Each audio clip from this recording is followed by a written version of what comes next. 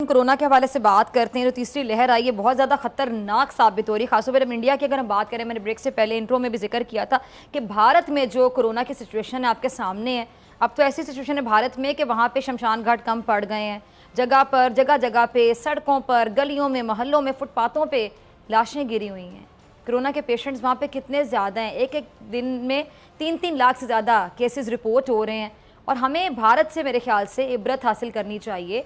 लेकिन यहाँ पे कुछ लोग ऐसे हैं जी, हमें कोरोना नज़र नहीं आया, हमें तो हुआ नहीं। यानी आपको खुद होगा तो आपको पता चलेगा। आप दूसरों से भी सीख सकते हैं, जिसको वैसे पूछे कि क्या हालत है उसकी। लाजमी कि आपने खुद उस चीज़ से, उस अज़ियत से, उस तकलीफ से गुजरना है और फिर उसके बाद आपने राय देनी कि हाँ भी कोरोना तो नज़र भी आया, दिखा भी और लगा भी और मैंने फिर उसको झेला भी। मतलब खुदा का आप खौफ करें। हुकूमत बार बार आपकी रिक्वेस्ट करी कि मास्क पहने, सैनिटाइजर का इस्तेमाल करें, सोशल डिस्टेंसिंग का ख्याल रखें, सर ये फासले को बरकरार रखें, समाजी फासला। लेकिन यहाँ पे लोग अभी तक संजीदा रवैया शो नहीं कर रहे हैं।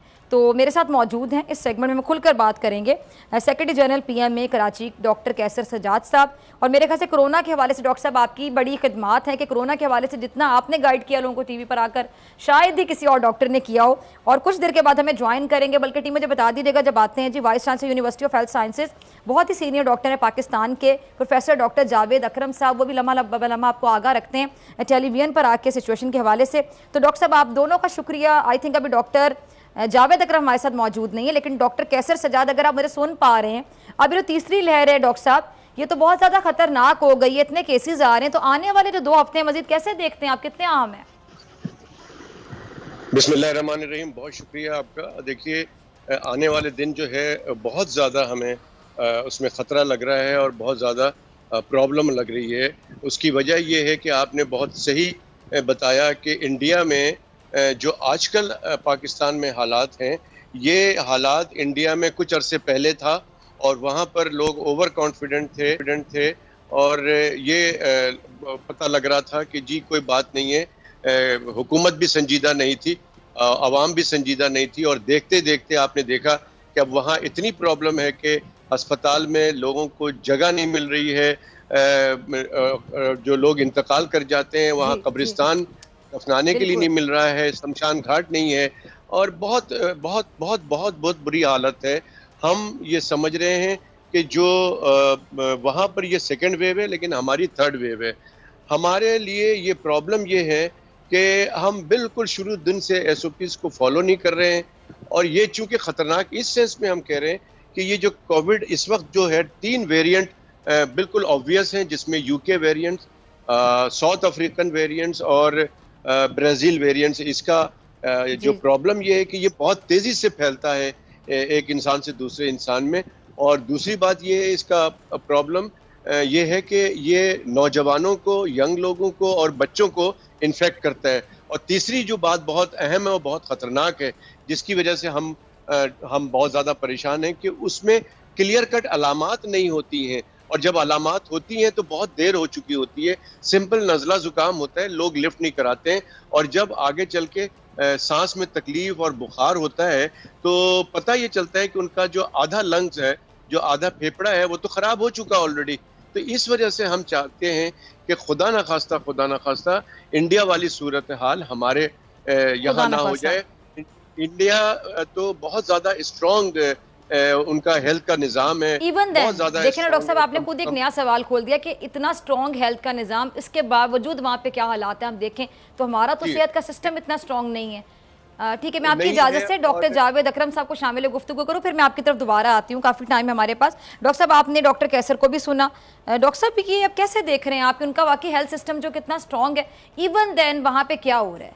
तो हमारे यहाँ खुदा ना खास्ता, अल्लाह ना करे, अगर वो सिचुएशन आ जाती डॉक्टर जावेद अकरम साहब, तो क्या देखते हैं? क्योंकि आपने तो बहुत से हॉस्पिटल्स में एज अ हेड खिदमात अंजाम दी हैं, अभी भी आप वाइस चांसलर हैं यूनिवर्सिटी ऑफ हेल्थ साइंसेज के, तो आप बड़ी गहरी नजर रखते हैं तमाम हॉस्पिटल्स के हालात, आपको पता है। बिल्कुल नहीं आ रही, ना जा रही है ना। अच्छा डॉक्टर साहब को आवाज़ नहीं जा रही। डॉक्टर कैसे साथ उनको आवाज़ नहीं जा रही, आपसे मैं पूछना चाहूँगा आप क्या देखते हैं कि खुदा ना खास्ता अगर इंडिया वाली सिचुएशन हो जाती है तो क्या हमारे पास इतने रिसोर्सेज हैं, हमारा सिस्टम इतना स्ट्रॉन्ग है हेल्थ का कि हम कर पाएंगे हैंडल?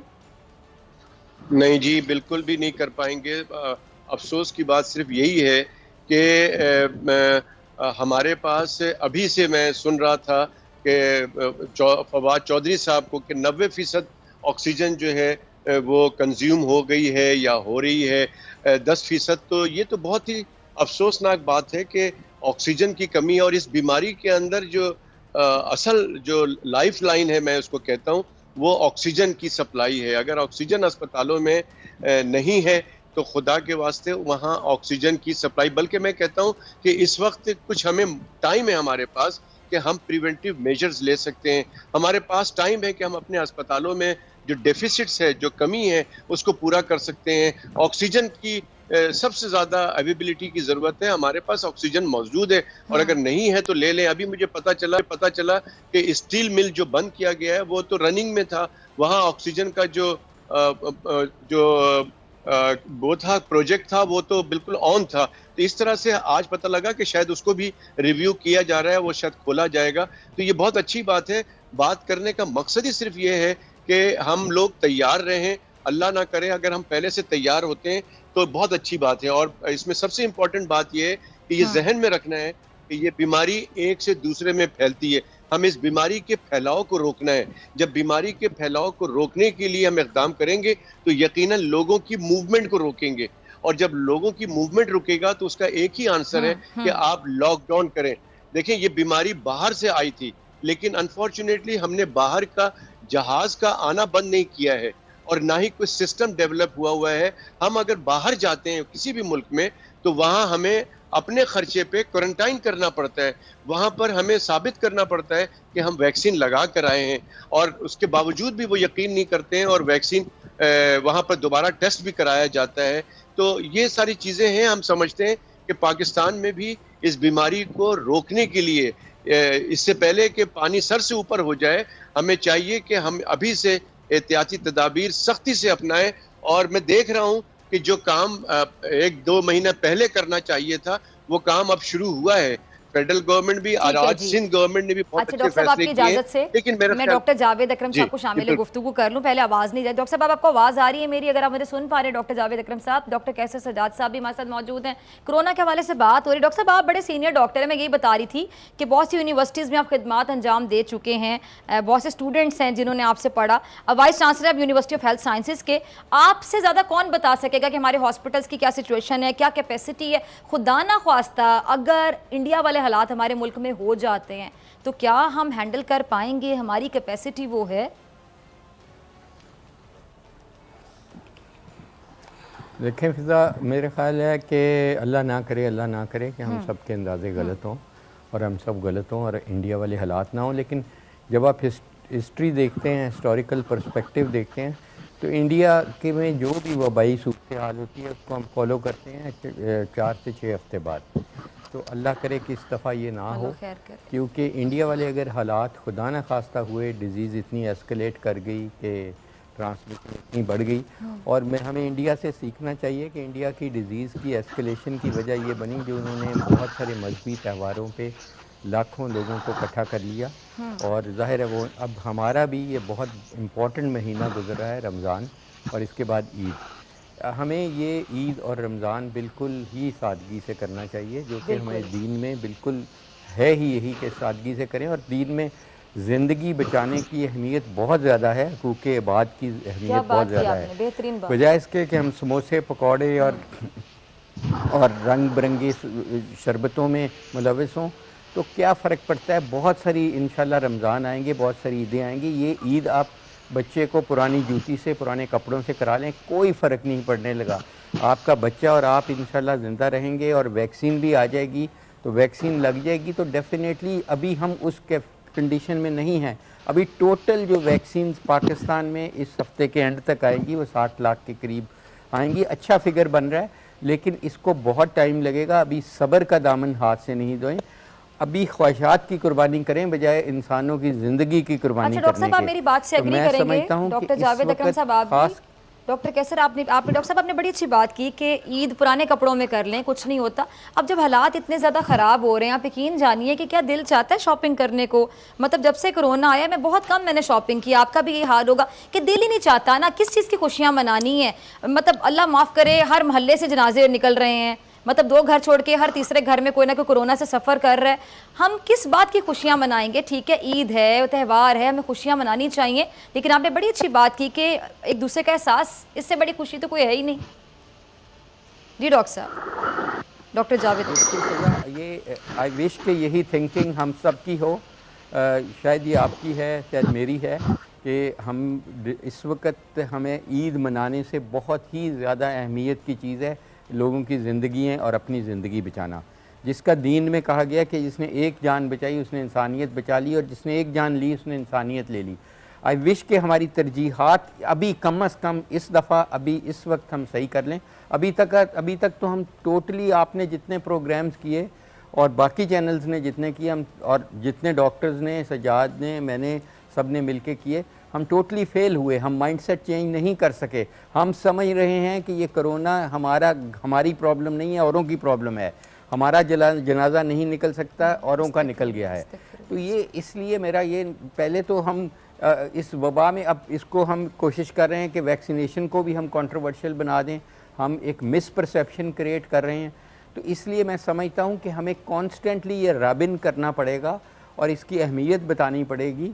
और ख़ासकर जबकि ये अंधेरी रात जो इतनी 15-16 माह पे मुहित है और अब आखिर में एक रे ऑफ होप नज़र आ रही है इफेक्टिव वैक्सीनेशन प्रोग्राम की, तो अभी हमें अपने आप को ज़िंदा रखना पड़ेगा ये सारी चीज़ से फ़ायदा उठाने के लिए कि हम वैक्सीनेशन से फ़ायदा उठाएं। अदरवाइज़ अगर हम मर गए इतनी करीब आके वैक्सीनेशन के, तो फ़ायदा नहीं होगा। हमने डेड बॉडी को तो वैक्सीनेशन किसी ने लगानी नहीं है। तो मैं समझता हूँ कि ये वक्त है कुर्बानियों का और अपनी ख्वाहिशात की कुर्बानियों का। कोई मसला नहीं है, अगर ज़िंदगी में ये बैड पैच हमारे आ गया तो क्या फ़र्क, अल्लाह ने इतना अच्छा टाइम हमें दिए रखा है और फिर देंगे। 2019 से पहले हमने बहुत कुछ हंगामा किया, अच्छा, और फिर इंशाल्लाह आएगा। लेकिन सब्र करे, अल्लाह ताला बार बार कहता है सब्र करे, ये अल्लाह की और अल्लाह ताला सब्र करने वालों के साथ है। अल्लाह ताला ये भी फरमाते हैं कि मैं सब्र करने वालों के साथ हूँ। ठीक है, अच्छा डॉक्टर कैसर सजाद साहब आपकी तरफ आती हूँ। डॉक्टर जावेद अकरम साहब ने बड़ी प्यारी बातें की, और डॉक्टर साहब आप अब कैसे देख रहे हैं कि अगर ये लोग नहीं सीरियस लेते, एहतियाती तदाबीर नहीं अपनाई जाती, लोग सोशल डिस्टेंसिंग का भी ख्याल नहीं रख रहे, सैनिटाइज़र तो भाई हमने हाथ पे इस्तेमाल ही नहीं करना, उसके बारे में भी कंट्रोवर्सी कि वो हाथ पे इस्तेमाल करने से पता नहीं हाथ की स्किन के साथ कुछ हो जाता है। ज़रा ये भी बता दें कि क्या होता है स्किन के साथ, उसके बाद हम बार बार हैंड वॉश करेंगे, हमारी स्किन जो है वो ख़राब होगी, मास्क पहनेंगे तो सांस ही नहीं आएगा। और कोरोना तो बहुत से लोगों के मुताबिक आपने कभी देखा है, आपको कभी हुआ, जब तो सानू होएगा देखा जाएगा। देखिए फिजा, बात ये है कि जैसे जावेद अकरम साहब कह रहे हैं कि हम मुस्तकिल डे 1 से हम लोगों को अवेयर करने की कोशिश कर रहे हैं, लोगों को बता रहे हैं कि ये कितनी परेशान कुल एक वबा है। आप ये समझ लें कि अगर घर का कोई एक फर्द, मैं सिर्फ आपके तवज्जुह से लोगों को इस परेशानी का बताना चाहता हूं कि जो लोग परेशान हुए, जो लोग गुजरे, जिनके लोग इंतकाल नहीं कर गए, उनकी बात कर रहा हूं कि घर का एक फर्द जब अस्पताल दाखिल हो जाता है तो घर के तमाम अफराद उससे मिल नहीं सकते। और जो अस्पताल में दाखिल है वो बेबसी की हालत में होता है कि मुझसे कोई मिल नहीं रहा है, पता नहीं मेरा क्या होने जा रहा है। तो खुदा के वास्ते अगर आप ये समझते हैं कि जी हमें हमारे घर में कुछ भी नहीं होता और हम कुछ नहीं हो रहा है, हमारा ये मजबूत है, हमारा वो मजबूत है, हम बिल्कुल हमें कुछ भी नहीं होगा, तो मैं समझता हूं कि ये गलत है। आज जो लोग इंतकाल कर गए हैं वो उन्होंने ज़्यादा ख्याल नहीं रखा अपने आप को, ज़्यादा कोरोना वायरस के लिए सीरियस नहीं थे, उसमें पेचीदगियाँ हो गई इसी वजह से। लेकिन जो लोग एहतियात कर रहे हैं, अगर वो बीमार भी हो जाते हैं तो उनको हल्का फुल्का प्रॉब्लम होता है। और उससे ज़्यादा इम्पॉर्टेंट चीज़ ये है कि जो लोग वैक्सीनेट हो जाते हैं, जो लोग वैक्सीन लगा लेते हैं, तो अगर उनको खुदा न खास्ता कोरोना हो भी जाता है तो वो सिवियरिटी नहीं होगी कि वो अस्पताल जाएंगे और उनको ऑक्सीजन की ज़रूरत पड़ेगी या उनको वेंटिलेटर पे जाना पड़ेगा, ऐसा बिल्कुल नहीं होगा। लिहाजा मैं समझता हूँ कि हम हमेशा कहते हैं कि जान है तो जहान है, जैसे कि एक जावेद अकरम साहब ने कहा कि अगर हम जिंदा रहेंगे तो हम बहुत सारी रमजान देखेंगे, बहुत सारी ईदें देखेंगे, लेकिन इस रमजान में जान है तो जहान है, वही वाली बात। हमें बिल्कुल, हम इस रमजान में दरख्वास्त कर रहे हैं कि आप घर पे ना किसी को बुलाएं, अफ्तार पार्टी करें, ना अफ्तार में पार्टी में जाएं, ना किसी किस्म का अच्छा मजमा डॉक्टर नहीं। जावेद अख्तर, मेरे पास सिर्फ 30 सेकंड्स है, मैं आपका लास्ट कमेंट चाहूंगी। हुकूमत भी रिक्वेस्ट कर रही है, हाथ जोड़ जोड़ के रिक्वेस्ट कर रही है कि खुदा का वास्ता है मास्क पहन लें, सैनिटाइजर का इस्तेमाल करें, सोशल डिस्टेंसिंग का ख्याल रखें। डॉक्टर्स भी रिक्वेस्ट करें कि अपनी सेहत, लेकिन मैं हैरान हूँ हम मतलब बतौर कौम कहाँ खड़े हुए, हमारा मतलब IQ लेवल, हमारी नफ्सियात, कि हमें हमारी जान बचाने के लिए हुकूमत के लोग, डॉक्टर हजरात हमारी रिक्वेस्ट करें, इसमें फ़ायदा हमारा अपना है, हमें खुद समझ नहीं आ रहा। फिजा अब हमारी आर्मी, जिस पे हमें बड़ा फ़ख्र है कि वो ज़ाहिर है वो भी जाने बचाने के लिए ही मैदान में उतरे हैं। बिल्कुल। वो इन मास्क बनाने के लिए, हाथ दिलवाने के लिए नहीं आए, उनको इसीलिए लॉन्च किया गया है। ये प्रेपरेशन है टू लॉकडाउन और टोटल लॉकडाउन, कर्फ्यू की सूरत हाल। तो आई होप कि अगले 2-4 दिन में हम कुछ एज ए कौम, मिन हैसल कौम, हम एक दूसरे का और अपनी जानों का ख्याल करके अपनी ख्वाहिशात की कुर्बानी देना शुरू कर दें। कोई बात नहीं, अपने आप को अपने घर में कैद कर लें, चंद दिनों के लिए अपने बच्चों को कर लें और सादगी से काम करें, बजाय समोसे पकौड़ों के घर में बना लें। तो इस तरह अगर हमने कर लिया, वरना तो जाहिर है हम एक ऐसी कैफियत पे जा रहे हैं जहां आपके पास, मेरे पास, किसी के पास कोई चॉइस नहीं होगी एक्सेप्ट कि फ़ौज को इन्फोर्स कराना पड़ेगा, बिकॉज फ़ौज के बगैर ये कर्फ्यू या ये लॉकडाउन इन्फोर्स होने भी नहीं लगा। तो इसी वजह से ये फ़ौज की तैयारियां हो रही हैं। तो लेट्स होप कि we can avoid that, as a कौम हम खुद अपने आप को लॉकडाउन कर लें, बजाय हमें ज़बरदस्ती लॉकडाउन कराया जाए। ठीक है जी, बहुत शुक्रिया। जी जी डॉक्टर साहब, जी लास्ट कमेंट, जी जी जल्दी से बता दी डॉक्टर साहब। ऐड करता हूँ कि देखें इस वक्त जो सूरत हाल है और आगे की सूरत हाल से हम बहुत परेशान हैं। मेरी दरख्वास्त होगी तमाम पॉलिटिकल पार्टीज से कि इस वक्त तमाम चीज़ें छोड़कर सिर्फ अपने अवाम को कोरोना से बचाने के एहतियाती तदाबीर करें। तमाम पॉलिटिकल पार्टी सर जोड़ के बैठ जाएं कि हमें करना क्या है, एक यूनिफॉर्म पॉलिसी बना लें और उस पर अमल दरामद करें ताकि अपनी आवाम को कोरोना के मुज़ी मर्ज से बचा सकें। ठीक है जी, दोनों डॉक्टर्स का बहुत शुक्रिया। सब्सक्राइब करें और बेल दबाएं ताकि कोई खबर रह न जाए।